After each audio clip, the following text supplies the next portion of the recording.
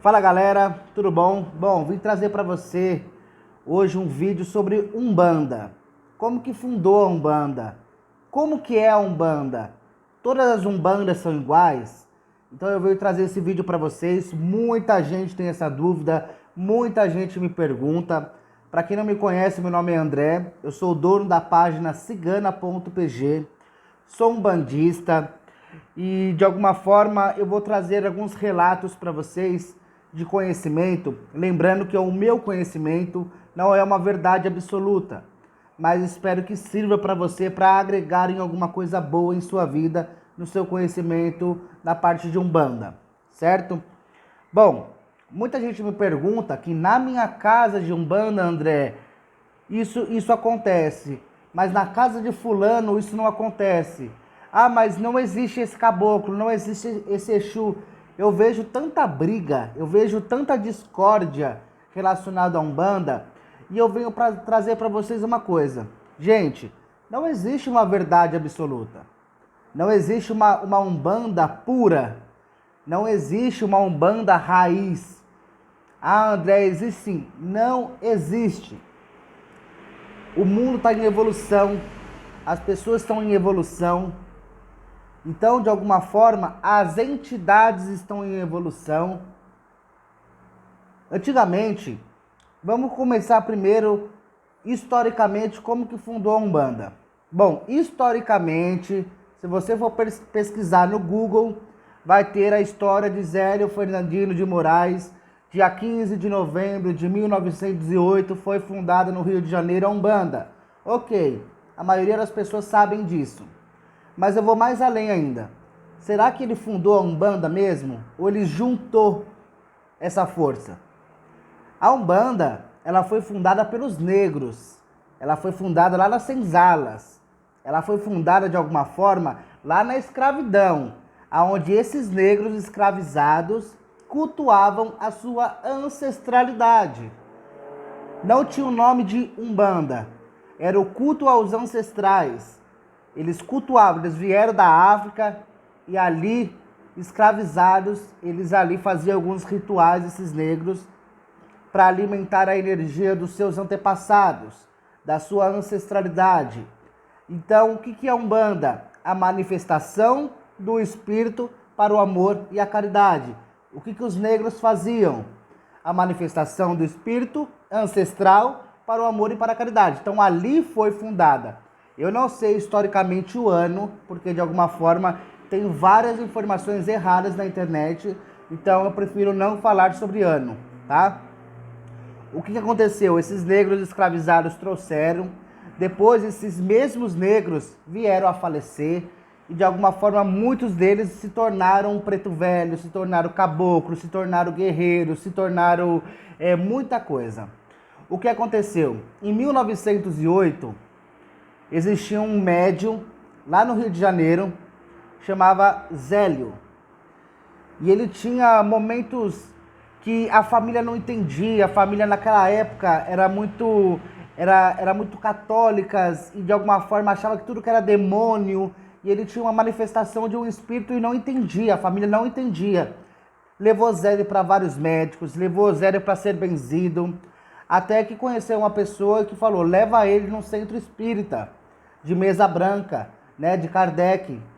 Então, o Zélio, naquela época, com 17 anos, foi levado até esse centro espírita em 1908, e em 1907, né, no caso, acredito eu, né, porque ele fundou a Umbanda em 1908, mas então vamos supor que ele foi lá para o 1906, 1907, a esse centro. O que aconteceu? Zélio, sentado na cadeira, foi chamado para fazer aí a compartilhar da mesa branca, sentar na mesa branca. E tinha alguns médios nesse centro que olhou para Zélio e via alguns espíritos ao lado dele, só que não estava entendendo. Porque naquela época, a mesa branca via espíritos de alta classe, de alta sociedade, de trazer informação. Eles não tinham essa energia de ver um preto velho do lado, de ver um caboclo do lado. E foi a mesma coisa que aconteceu. Zélio sentou à mesa branca e se manifestou de um espírito aonde o médium que tem essa clarividência viu isso e falou: mas quem que é o senhor? O senhor está vestido todo de trapo, o senhor está vestido todo de roupas estranhas. E o Zélio incorporado falou assim: bom, já que é para mim ter um nome, que o meu nome seja Caboclo das Sete Encruzilhadas, porque caminhos fechados não vai existir. Nisso, os médios do centro ficaram espantados de alguma forma e falou: nossa, mas o que esse espírito pode trazer de coisas boas? Houve sim um preconceito enorme naquela época.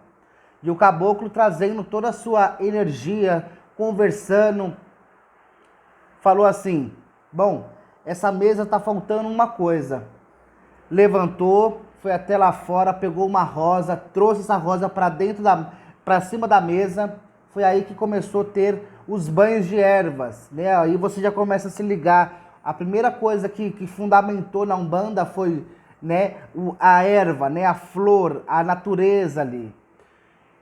O resumo, de alguma forma, foi que depois que o caboclo veio, passou algumas informações e não foi bem recebido, de alguma forma veio um preto velho, né, também e pediu, né, um pito, que no caso era o cachimbo, era o cigarro, era o fumo, né? O resumo veio essas duas entidades na mediunidade de Zélio, não foram bem recebidos, e o caboclo das Sete Encruzilhadas falou: a partir de amanhã iremos fundar uma banda. Não era nem banda, era uma banda. E nessa banda vai ter preto velho, vai ter caboclo, vai ter todos os espíritos que de alguma forma são rejeitados. Vai ter todos os espíritos que de alguma forma viveram uma roupagem diferente que aqueles que eles cultuam, né? E assim foi. Passou um dia, em 1908, Zélio, espantado, acabou incorporando esse caboclo e foi fundada uma banda que depois de alguns anos se tornaram Umbanda, e aqui estamos hoje. Contando esse relato de alguma forma, tem detalhado, gente, detalhado a história de Zélio. É bom que vocês escutem, estudem, para que vocês entendam, tá? De alguma forma, se eu falei de alguma forma invertida, mas o contexto é o mesmo, tá? O que aconteceu? Passou muito tempo. Hoje tem ainda a casa de Nossa Senhora da Piedade, que é a casa onde Zélio, de alguma forma, tinha fundado, né? Existe até hoje. Lembrando que a casa, essa Umbanda, a raiz de Umbanda, não tem nem atabaque e não trabalha com Exu e Pombagira. O que você vê hoje nas casas de Umbanda?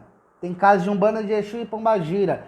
Como eu posso falar que essa casa está certa ou está errada? As pessoas vão evoluindo, a espiritualidade vai evoluindo, as pessoas vão ganhando conhecimento. Então, existem diversas Umbandas.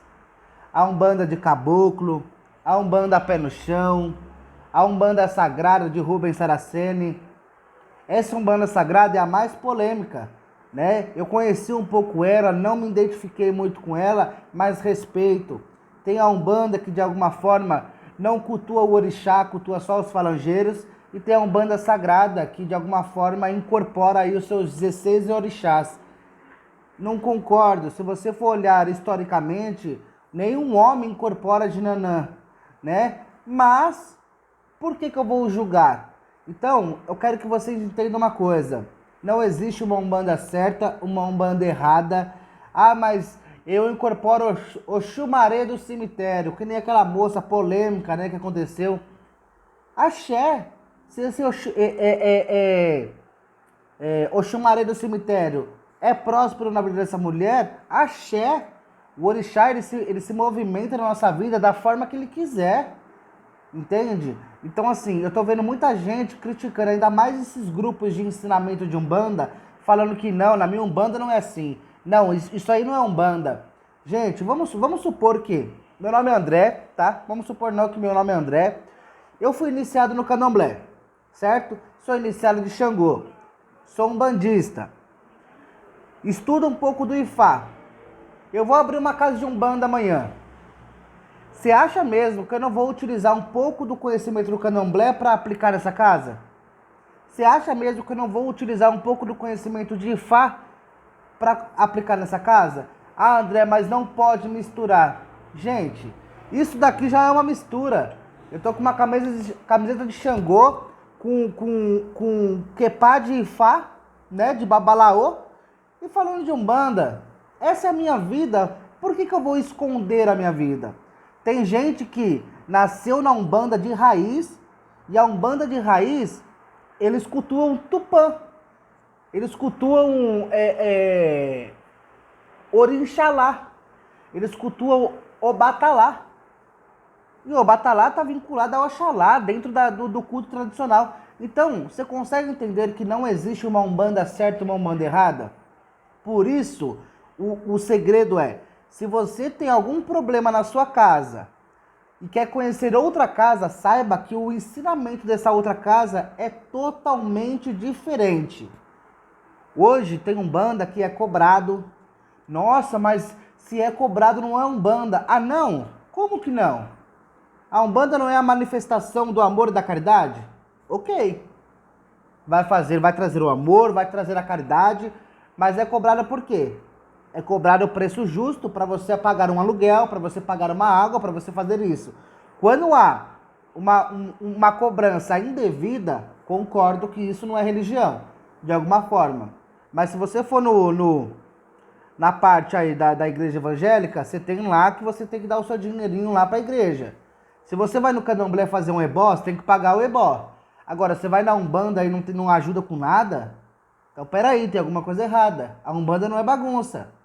O sacerdote de Umbanda, ele precisa ter um espaço, ele precisa se cuidar, ele precisa fazer muita coisa, a vela, charuto, trabalhos e assim por diante. Então, parem de achar que a Umbanda de vocês é melhor que a dos outros. A Umbanda é Umbanda, gente. Umbanda já fala, uma banda é uma junção de espíritos que você está cultuando, que você está trabalhando. A forma de trabalho, o médico não trabalha da mesma forma que o outro médico. Um pai de santo não trabalha da mesma forma que o outro pai de santo.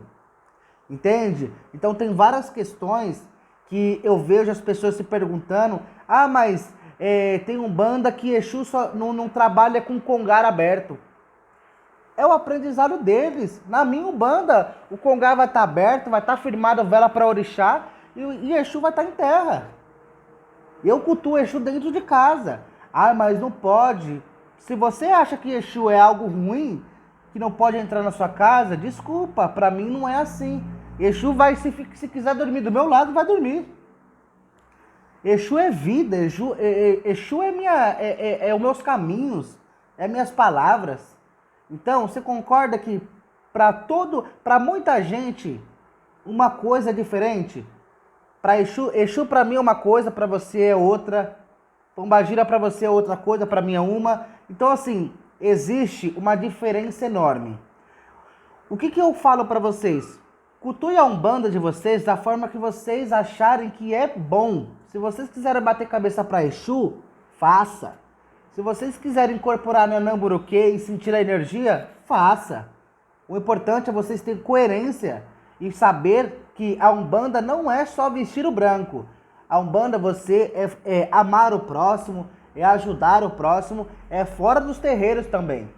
Não adianta, quantos médios eu conheço que dentro do terreiro faz tudo certinho, o Exu vem maravilhosamente bem. Aí sai do terreiro e vai fumar um baseado. Né? Que coisa é essa? Então, assim, o resumo dessa conversa é, qual que é o foco? Umbanda é para todos. O amor e a caridade da forma que você quiser. Não é porque você cobra uma consulta com um Exu que você não está fazendo caridade. Tá sim, está deixando o seu tempo, você está trabalhando, a entidade está vindo, está melhorando a vida da pessoa, também é uma caridade. Está se doando para isso. Está emprestando o seu corpo para o espírito. É uma caridade. Entendeu? Quando há cobrança indevidamente, está errado. Mas tudo nessa vida hoje precisa ser pago. Vou fazer uma coisa para vocês. Tem duas pessoas, João e Maria. O João vai no terreiro e é tudo de graça. A Maria precisa se esforçar para pagar aí um ebó, alguma coisa. Quem vai valorizar mais? O João, que é tudo de graça, tudo de mão beijada, ou a Maria, que precisa se esforçar? Precisa juntar ali R$ 200 para fazer um ebó. Maria, né? O ser humano é assim, o brasileiro é assim, só valoriza quando paga por aquilo, quando se esforça para conseguir aquilo. É a mesma coisa. Se eu pegar aqui hoje e der um celular na mão de uma mulher de 30 anos, tá aqui, é seu. Ela vai ficar muito feliz. Mas se ela comprar esse celular, pagar parcelas e parcelas, ela vai ter tanto cuidado com esse celular, porque ela se esforçou para aquilo. Então, gente, o resumo é esse. Umbanda é para todos, o orixá é para todos. Só um detalhe, Umbanda não incorpora orixá. Nossa, André, mas... Gente, aí é candomblé. É a única coisa que eu fico realmente desconfortado. Ah, André, mas eu vi lá em Ansan vindo, fazendo assim. Isso não é o orixá. Então, para mim isso não é o orixá. Para mim, isso é um falangeiro, é um espírito que traz a energia de Inhansã. Ah, mas no candomblé também? No candomblé também. Ali também não é orixá. É um espírito que traz aí a energia de Xangô. Eu sou iniciado de espírito, não sou iniciado de orixá. Se eu tivesse orixá na minha vida de alguma forma, eu não estaria nem aqui. Porque o orixá é muito forte. O orixá é um deus. Alguém tem Jesus Cristo na cabeça? Não tem, né? Então, é isso que eu quero passar para vocês. Beleza? Axé.